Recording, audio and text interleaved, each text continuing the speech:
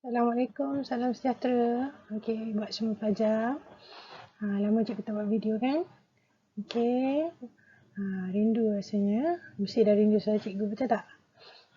Okey, untuk hari ni saya nak masuk pada bab 8.4 pembiasan cahaya. Okey. Sebelum ni Cikgu Atika tolong saya ajar kamu tentang 8.1 iaitu penggunaan cermin. Subtopik yang kedua, sifat cahaya. Subtopik yang ketiga iaitu saya sendiri tapi saya ambil video orang kan, iaitu pembiasan cahaya. Okey, semua tentang ni kita dah belajar daripada sekolah rendah lagi. Okey, cuma kita tambah dalam sikit demi sedikit untuk tambah ilmu kita.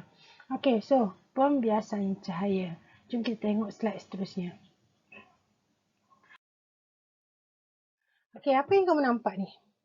Okey, dalam bikar ada dua, kita punya gelas lah. Dalam gelas ada dua pensel yang kedudukannya berbeza. Okey, satu pensel berada dalam keadaan lurus, satu pensel lagi kita ada sudut. Betul tak? Tapi perhatikan apa yang berlaku pada pensel tu. Okey, pensel yang lurus kita nampak lurus lah. Pensel yang kedua ini, okey, saya highlightkan lah. Okey, pensel yang kedua ni kita nampak dia bengkok. Betul? Kita letak dia bersudut, tapi dia nampak bengkok. Kenapa bengkok? Patah ke masuk air? Tidak sebenarnya. Okey, ini merupakan pewajaran bagi fenomena pembiasan cahaya. Okey, pensel kelihatan bengkok di dalam air terjadi disebabkan perubahan arah perambatan atau pembengkokan cahaya apabila cahaya bergerak melalui dua medium yang berbeza ketumpatan. Maksudnya, okey, kita boleh tengok pensel ini disebabkan oleh cahaya, betul? Jadi, bila pensel ini berada dalam dua medium yang berbeza ketumpatan. Satu, bahagian atas ini adalah udara dan sebahagiannya lagi adalah dalam air. Udara dan air merupakan dua medium yang berbeza ketumpatan. Okey, bila cahaya merambat daripada dia bergerak merambat tu maksud bergerak melalui dua medium yang berbeza ketumpatan. Contohnya di sini daripada daripada udara masuk ke dalam air. Dua medium berbeza ketumpatan akan berlakulah pembiasan cahaya. Okey, boleh cakap ni? Jom kita tengok seterusnya. Baru keluar dia. Fenomena ini dikenali sebagai pembiasan cahaya. Okey. Okey. Pernah tengok tak? Pernah berlaku tak? Situasi macam ni. Okey. Ini adalah kedudukan ikan dalam akuarium. Okey. Daripada atas, kita nampak ikan tu berada atas permukaan air. Betul? Ini, tetapi ikan sebenar atau kita panggil sebagai objek berada di bawah. Ini disebabkan oleh fenomena pembiasan cahaya. Atas yang kita nampak ini merupakan image. Okey, image yang dihasilkan oleh pembiasan cahaya tadi. Ini objek, ini ikan sebenar. Yang kita nampak ini adalah image. Okey, image itu adalah yang dihasilkan oleh pembiasan cahaya ini. Kita nampak dia berada di atas. Okey, ikan kelihatan seperti berada pada kedudukan yang lebih cetek berbanding dengan kedudukan asalnya kerana fenomena pembiasan cahaya. Okey, ini contohnya. Ini fenomena ini berlaku dalam kehidupan harian kita. Contoh, kita tengok anak sungai, nampak batu. Kan anak sungai jernih, nampak batu, nampak cetek je kan? Tapi bila kita cuba masuk ke dalam sungai tu, melebihi paras. Contoh melebihi paras lutut. Maksudnya dalam. Tetapi kita nampak sungai tu cetek. Kita nampak anak batu-batu yang cantik tadi nampak dekat dengan permukaan air. Ini disebabkan oleh fenomena pembiasan cahaya.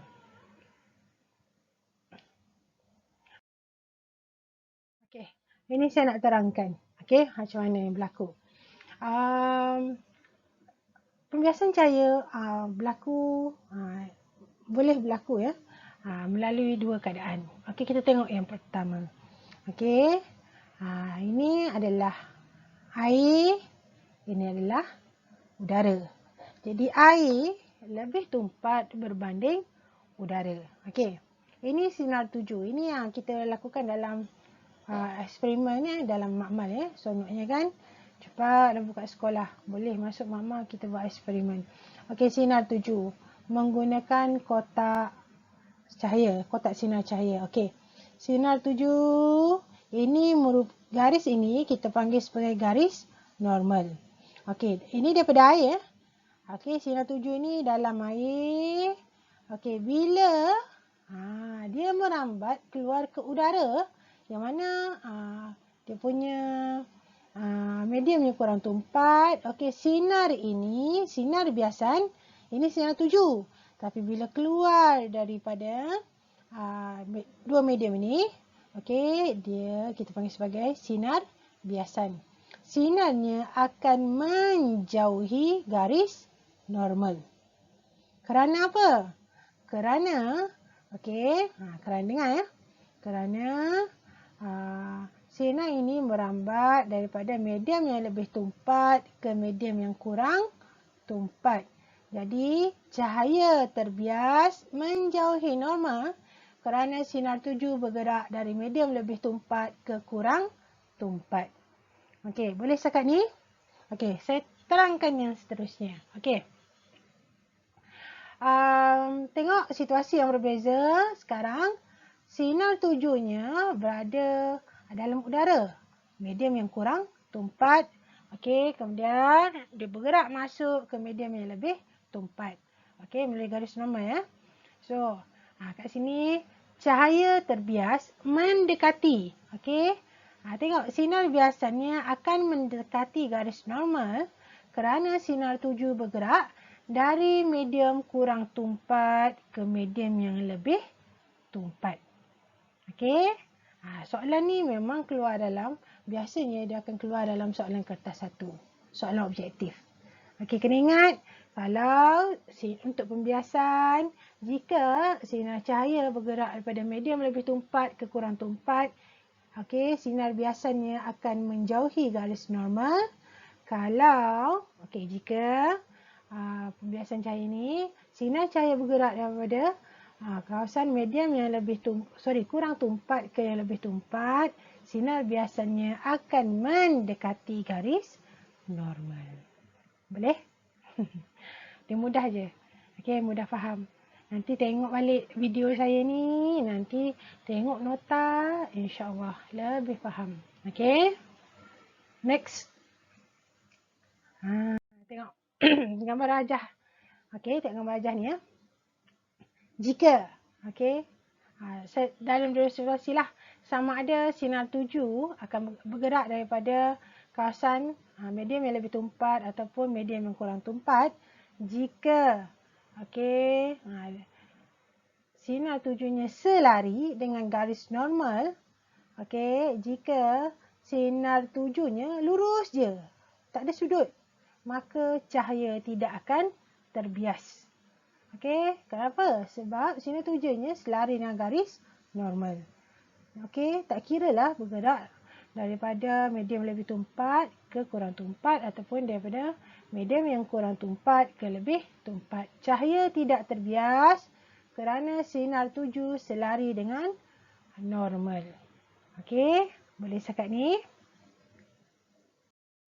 Okey, jadi itu saja sebenarnya tentang pembiasan cahaya, konsep pembiasan cahaya. So, ini adalah beberapa fenomena pembiasan cahaya. Tadi kita dah bincang batang sudu, ini pensel ni, salah.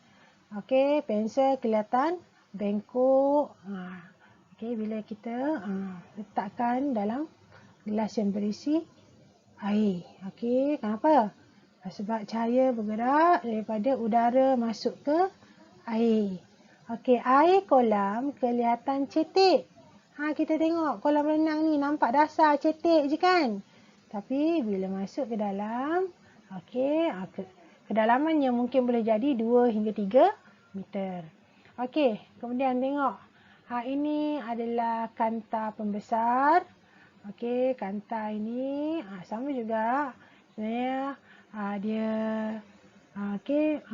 menggunakan konsep pembiasan cahaya. Imej menjadi besar. Okey. Seterusnya. Okey. Pembiasan cahaya. Okey, pembentukan pelangi. Kita tahulah pelangi terbentuk apabila waktu hujan kan.